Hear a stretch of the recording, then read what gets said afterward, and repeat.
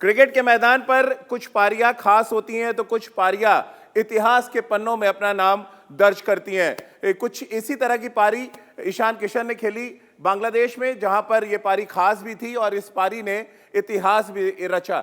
खास इसलिए थी क्योंकि वो भारत के लिए चौथे बल्लेबाज बने और दुनिया के 9वें बल्लेबाज बने जिन्होंने वनडे क्रिकेट में दोहरा शतक लगाया। और ऐतिहासिक पारी इसलिए थी क्योंकि क्रिस गेल के सालों साल पुराने रिकॉर्ड को तोड़ने का काम किया ईशान किशन ने।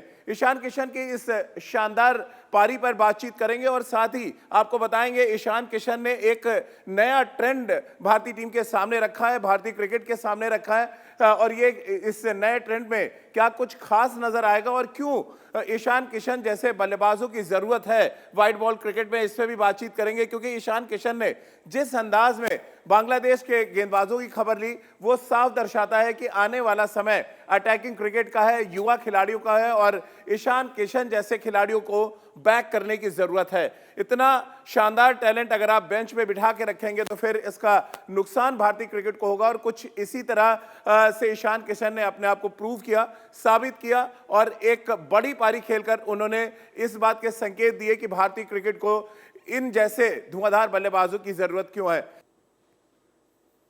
बिहार की पावन धरती पर पैदा हुए ईशान किशन झारखंड के लिए रणजी ट्रॉफी खेल रहे थे। अंडर 19 क्रिकेट में भी उन्होंने धमाल और कमाल किया और उसके बाद जैसे जैसे उनके कदम इंटरनेशनल क्रिकेट की तरफ आगे बढ़े वो एक बड़े धमाके के रूप में जाने लगे, यानी कि छोटा बम बड़ा धमाका के रूप में उनकी पहचान थी। कई धुआंधार पारियां उन्होंने खेली हैं भारतीय क्रिकेट में और भारतीय टीम के लिए भी उन्होंने कई धुआंधार पारियां खेली, लेकिन ये पारी कई मायनों में स्पेशल थी, बहुत खास थी। और खास तौर से जब आप रिकॉर्ड्स पर नजर डालेंगे तो एक बात तो आपको साफ नजर आएगी कि अगर क्रिस गेल जैसे बल्लेबाज का रिकॉर्ड ईशान किशन तोड़ रहे हैं तो फिर उनकी बल्लेबाजी में कुछ ना कुछ खास है और इसीलिए इस खास बल्लेबाज ने इतिहास रचा बांग्लादेश के मैदान पर। चलिए चर्चा की शुरुआत कर लेते हैं। हमारे साथ तीन बेहद खास मेहमान इस समय जुड़ रहे हैं। हमारे साथ राजकुमार शर्मा जी हैं, विराट कोहली के कोच, और साथ ही रितेंद्र सिंह सोढी हमारे साथ जुड़ेंगे। और अब से कुछ ही देर में हम कोशिश करेंगे कि झारखंड रणजी टीम के बल्लेबाजी के कोच सतीश सिंह भी हमारे साथ जुड़ जाएं।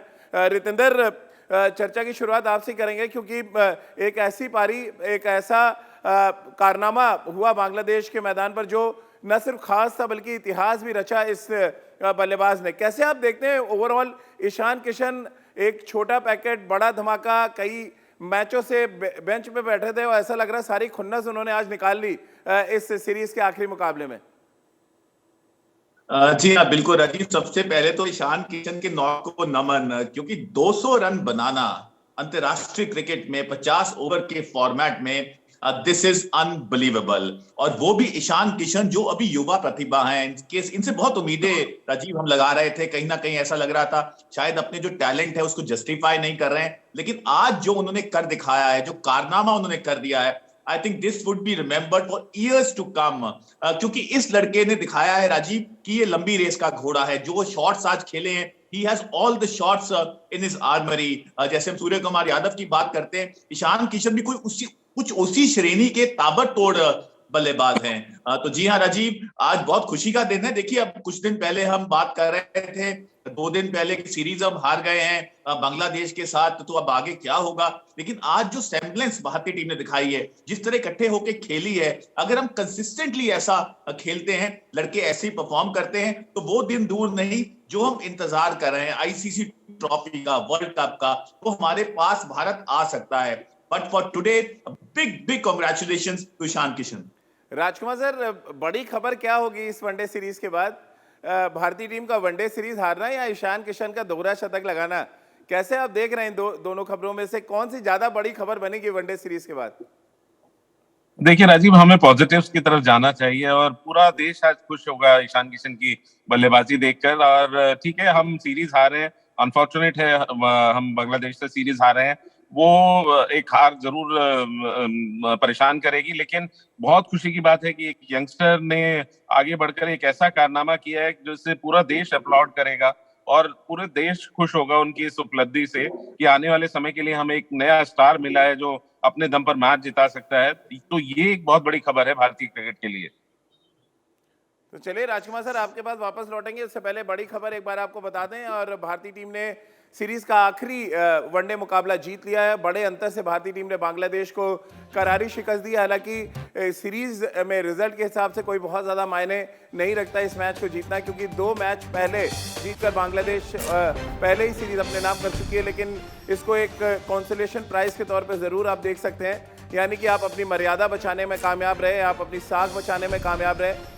तो ये बड़ी खबर इस समय, जहां पर भारत ने मैच जीता लेकिन सीरीज बांग्लादेश के नाम रही। लेकिन कुल मिलाकर चर्चा वापस घूम फिर के ईशान किशन पे ही आएगी, क्योंकि उनकी बल्लेबाजी ने काफ़ी हद तक ये तय किया कि भारतीय टीम बड़े अंतर से ये मुकाबला जीतेगी। वहीं विराट कोहली ने भी इस मैच में शतक लगाया। अंतर्राष्ट्रीय क्रिकेट में उनका 72वां शतक था और धीरे धीरे 100 शतकों की तरफ वो अपने कदम अब एक बार फिर से आगे बढ़ाना शुरू कर चुके हैं। वापस चर्चा एक बार फिर हम ईशान किशन की बल्लेबाजी पे करेंगे, क्योंकि ईशान किशन ने जिस अंदाज में इस मैच में बल्लेबाजी की, ऐसा लग रहा था कि वो एक नया ट्रेंड, एक नया टेम्पलेट भारतीय टीम के लिए पेश करना चाहते हैं। इस टीम ने न सिर्फ मुकाबला जीता, बल्कि इस मुकाबले को सिर्फ और सिर्फ ईशान किशन की शानदार बल्लेबाजी के लिए याद किया जाएगा।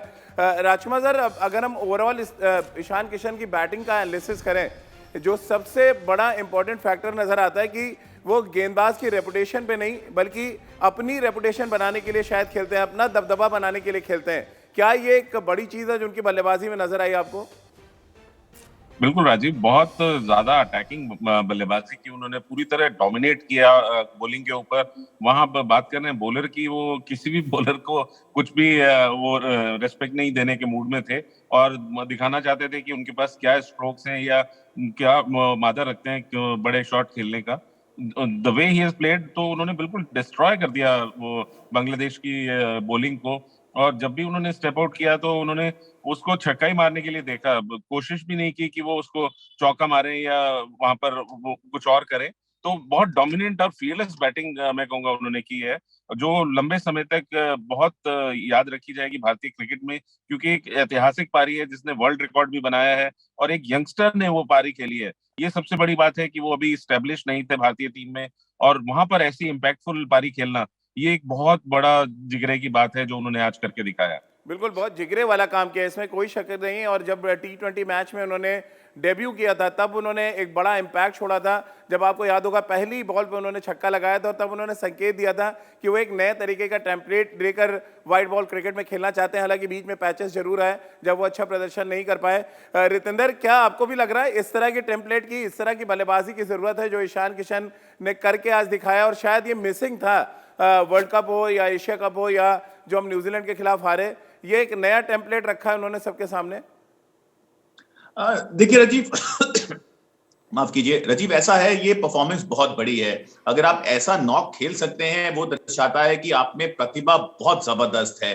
लेकिन राजीव, हमें देख राजीव, यहाँ पे समझना होगा कि हम बल्लेबाजी की तारीफ तो करनी चाहिए, बिकॉज ये out of the blue inning खेली है ईशान किशन ने, but we should not get carried away, क्योंकि ऐसी इनिंग ना राजीव आप रोज नहीं खेल सकते हैं। आपको अच्छा दिन चाहिए, आप में प्रतिभा तो है ही है, लेकिन अगर ईशान किशन, मुझे लगता है इससे अगर थोड़ा आधा भी इनिंग कंसिस्टेंटली खेलते हैं, कंसिस्टेंटली 70, 80, 100 रन बनाते हैं भारत के लिए, तो भारत का बहुत फायदा होगा।